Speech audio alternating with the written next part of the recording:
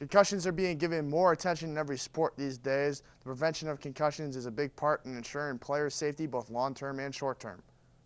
Concussions can be defined as a brain injury that occurs from when the head hits an object. It is estimated that 1.6 to 3.8 million concussions occur per year in the United States. The short-term effects of concussions are temporary amnesia, severe headaches, lightheadedness, mood swings, fainting, altered thinking, behavior changes, and abnormal sleep patterns. Steve Hilmer has been an athletic trainer at UW-Whitewater for the last 15 years, and he talks about the long-term effects of concussions. So one of the questions that no one really knows the answer to right now is the long-term impact of concussions. Obviously, in the media, there has been a bunch of kind of prospective studies or retrospective studies of football players following their death and whether they've had long-term brain injuries. It's kind of hard to tell right now because some of those studies are inconclusive, and it's hard to tell if it came from football or any of those other activities. Just like every other school or athletic program, UW-Whitewater is doing its very best at handling and trying to prevent concussions. Hilmer also talks about how UW-Whitewater deals with concussed athletes at the Division III level.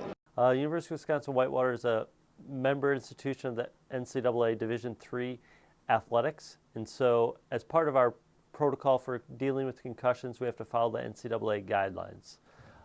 We initially, when student athletes come as freshmen or first-year transfers, we use Impact Sportswear program in order to get a baseline measure of their cognitive abilities. We take this when they do not have any concussion symptoms, so that if they are injured during their time at UW-Whitewater is one of the tools that we use to compare when they're injured to when they were not injured. One of our physicians, team physician, also meets with all of our concussed athletes to kind of make sure that they're following the protocol and the protocol is working for them. Additionally, any student athlete who is evaluated as having a concussion is removed from participation from that day and cannot go back in at any point during that day. The student athletes are evaluated multiple times during their first day and minimally daily as they are recovering from injury. Part of the evaluation process is they have to be symptom-free before they can return to the protocol. The biggest sport that concussions has had an effect on has been football. Football is the most common sport with concussion risk among males, with a 75% chance for a concussion.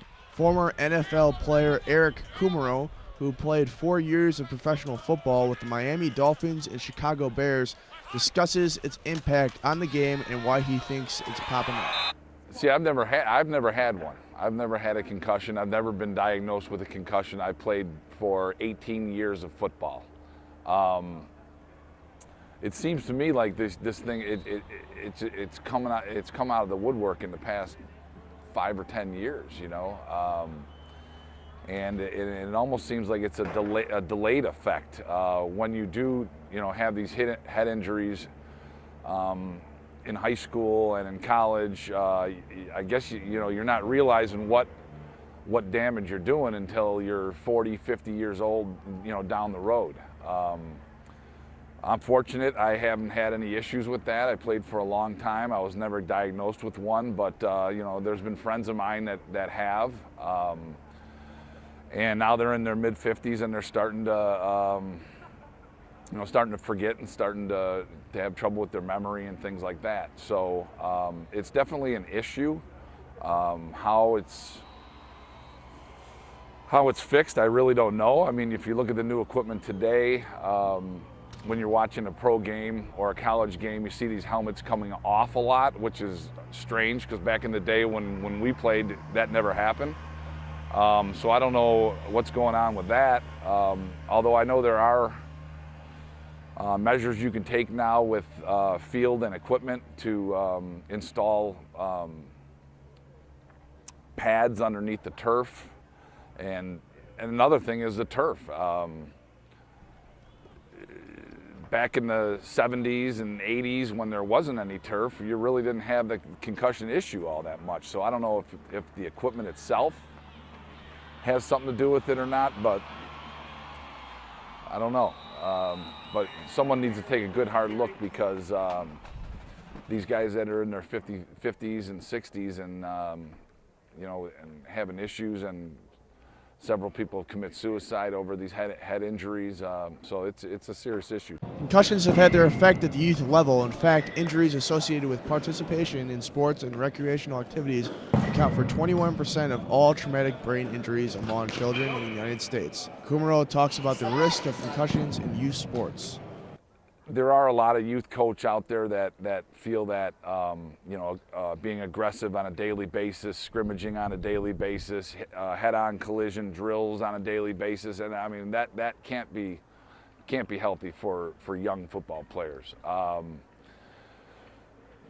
Starting to have second thoughts. My kids all played football when they were 8 years old.